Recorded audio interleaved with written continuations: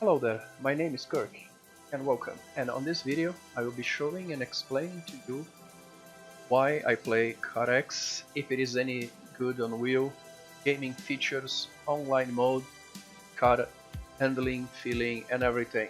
And for the first place, my experience is only based on games. I don't do real life drifting, I don't do real life racing.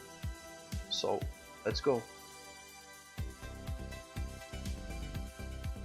Alright guys, before we go, if you are on the wheel like me, we have to go to controls before everything. And here you have all the multiple device support, which works really great. The only problem that I had was having VJoy. VJoy is a virtual controller that I use for a few games. I had problems with the VJoy on, I could not have FFB on my wheel. So maybe if you have a non-official devices, or maybe you can try, in case if you don't have FFB, you can try to turn it off, just to see if you can have FFB. But in my case, this is my keyboard, Arduino Leonardo is my shifter adapter, this is my also handbrake, which is Arduino, and this is my Xbox One controller in a wireless adapter. All of these are working together without any big issues, nothing, no bugs at all. So this is my shifter inputs, and here is the access for the handbrake. My pedals are connected to the base, so they are here inside. And here on advanced settings is for overall controllers. If you want manual gearbox, you have to use here clutch, manual, steering wheel assist. I don't think this works, I tried, there is no FFB, it's really weird. Controller assists, I am not on controller, so our assists are off. For me is steering wheel angle 900, but I can also go to 1080. My wheel goes 1080, but I prefer to stay on 900, so this actually will lock my wheel when it reaches 900, which is here. It's locking, there is a force. It is actually really good, it is impressive. And then if I press 1080, it goes more 1080. So it's up to you if you wanna. The rotation is personal, but most of the old cars are 900. And on the force feedback there is no settings, just overall force. So this is the overall force. I use half because my wheelbase is powerful, but this you need to change according to your wheelbase, especially if you are on Logitech, maybe 100% I would say. And here that zones everything else I have on default. And this is a really good FFB, since there is no settings to change. In my opinion, it's really good. I feel for my base, the stock cars and cars on turbo preset, all of them feel really great. When I go to the ultimate preset, things gets weird. I need to tweak. I will be showing you guys. So guys, this is the first thing that I did on the game. The first car, the first track that I got in. Here F11 there is a button to hide the HUD. You cannot fully, there is some things that you cannot hide, which is the speedometer. You can hide the minimap, the pedal overlays, or you can just press F11. Changing camera to the cockpit, which is the camera that I play. The mirrors does not work, there is no mirrors in game for now. The models are really good in my opinion, since it's a light game for the PC, light graphics. I think the interior is really okay. The game graphics itself, it's actually also okay for me. You can pretty much run this with a low PC in a high frames. And this is my camera setup. But if you press ESC, you have all these options for head movement. On movement, you can have your motion look to the apex camera, neck effects, whatever, based on the steering or on the movement. And you can change angle, how much you want to turn, how faster, everything. And also you can change cockpit position.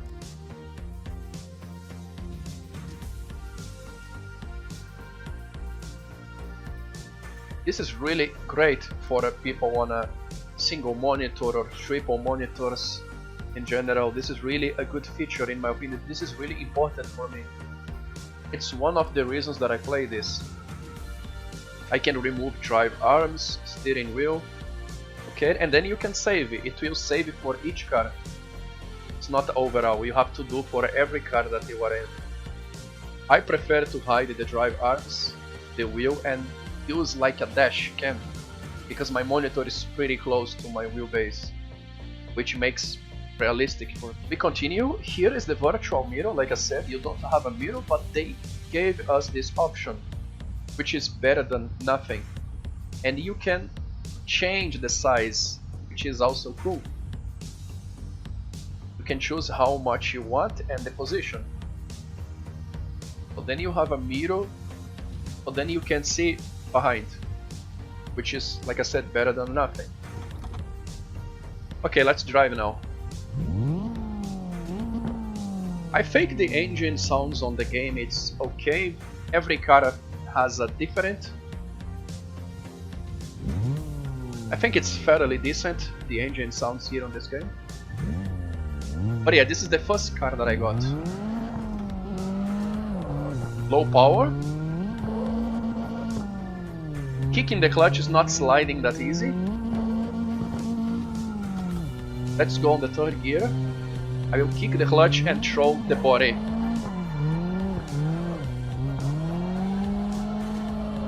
It's naturally good. This feels naturally good and low on power. Force feedback feels amazing. Have nothing to complain.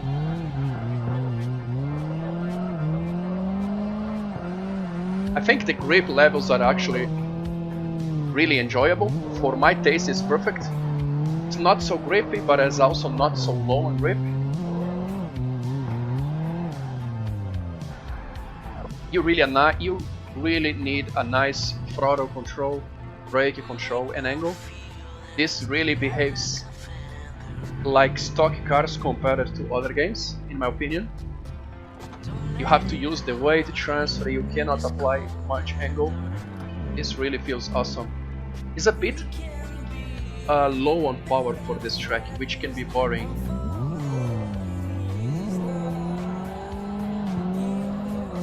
But you definitely, guys, need drift skills to do this.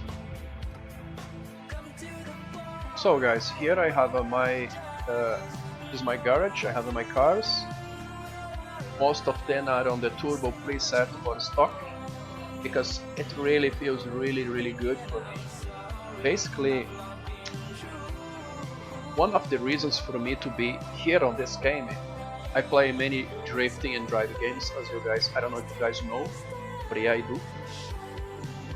I do streams on Twitch every day, 7 days in a week, and every day a different game related to driving. And I do drifting in other games as well. And there is a reason for me to be here. I will explain you guys few reasons. One of them is the fact to be plug and play. It's definitely plug and play for everything. Even if you don't want to work on car tuning setup, the cars on stock they really feel great, and they are different from each other. Sometimes a big difference. If they match with the real car, I have no idea, but they really feel really good. But yeah, but you guys can still working on setups if you like. I don't know how precise is the tuning here yet. I have done a few things that actually, I would say, work. My Mustang is my best one. I have done the ultimate preset is the preset that you can all of the changes. There is a limit that you can reduce the power. You cannot make the same power as a stock car, but you can change actually everything.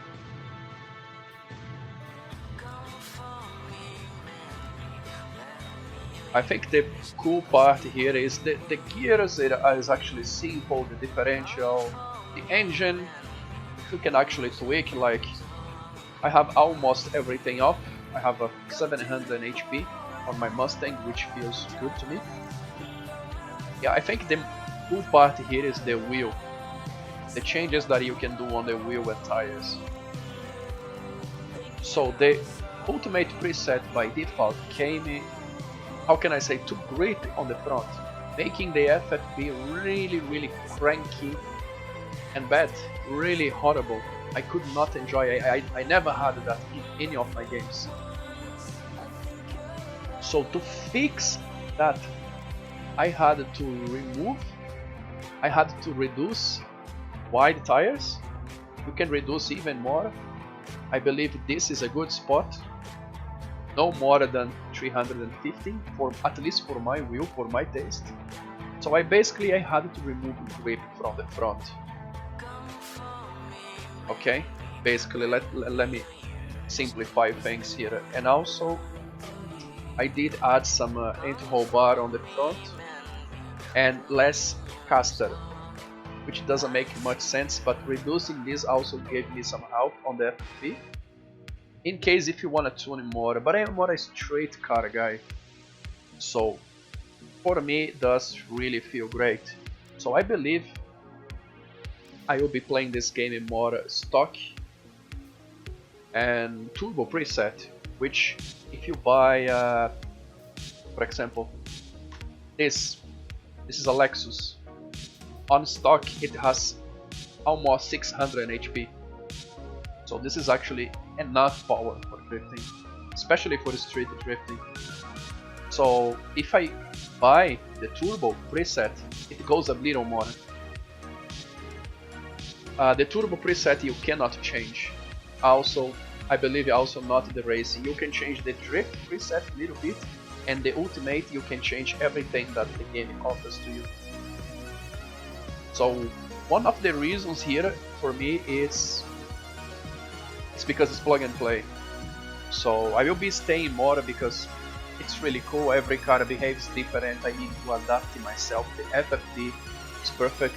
So I will be swapping turbo. Some cars will be turbo, some cars will be stock. And which they still very precise on inputs. You really have to be precise then. And then you definitely need drift skills for these cars on turbo and on stock.